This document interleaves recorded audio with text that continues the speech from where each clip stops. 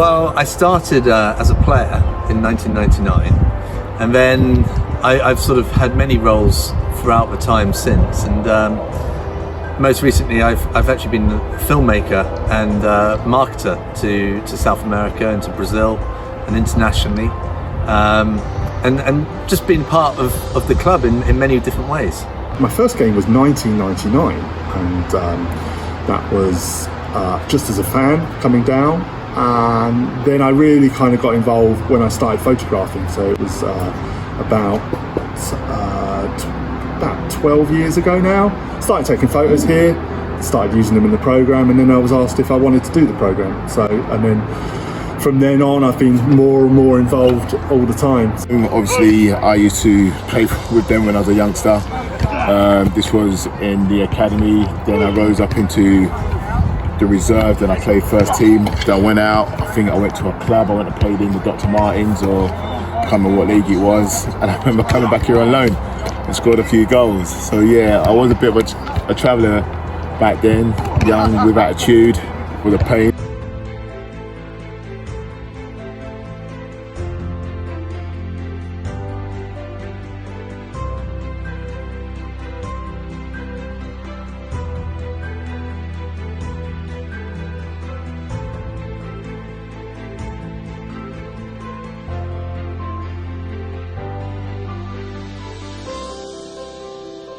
It's kind of surreal when Brazilian fans turn up and they almost treat our pitch like we look at Wembley.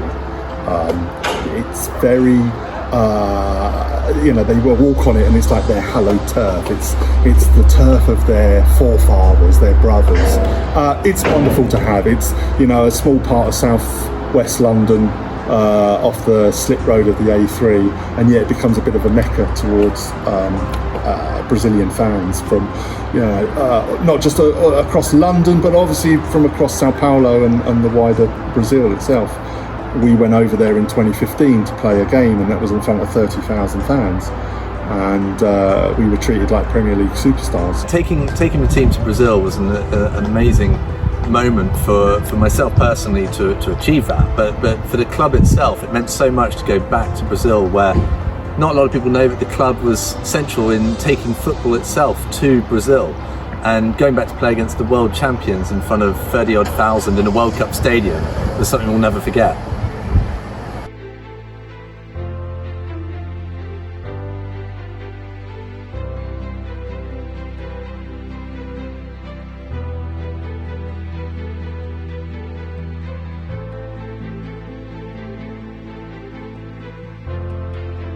A big part of our challenge at the club has always been to connect with the local community, because we're called Corinthian casuals, we're not called Tolworth casuals or Kingston casuals, and I think a lot of people, a lot of local businesses don't really associate Corinthian casuals with the local area, which is such a shame, because the local borough has got arguably a national treasure on its doorstep. Yeah, it's always been a problem.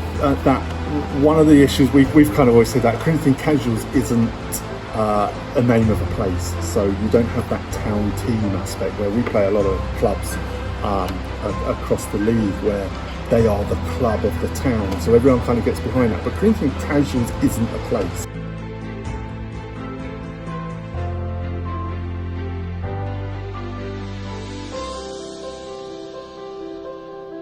The first episode of the podcast was up. Well, it wasn't me, it was my co-host Yarrick. He was going around Tolworth Broadway stopping people saying, "What do you know about the local football team?" They were sort of saying, "Who's that?" or "Oh, Kingstonian," and things like this. And then it was only when he got to the Greasy Spoon and the bar that there were a few people in there who were like, "Oh, my boy plays for the youth team, Corinthian Casuals," or "Oh, I go down there on Saturdays." But there's probably, when I started going in 2017, there were probably about 150 to 200 people going to games. Now 300 odd go to games, which, on the surface, you've added 100 people to your tenders. As a group of volunteers, we've probably only contributed a percentage of that, because the fans bring their mates down, and that's what grows it, or the team does.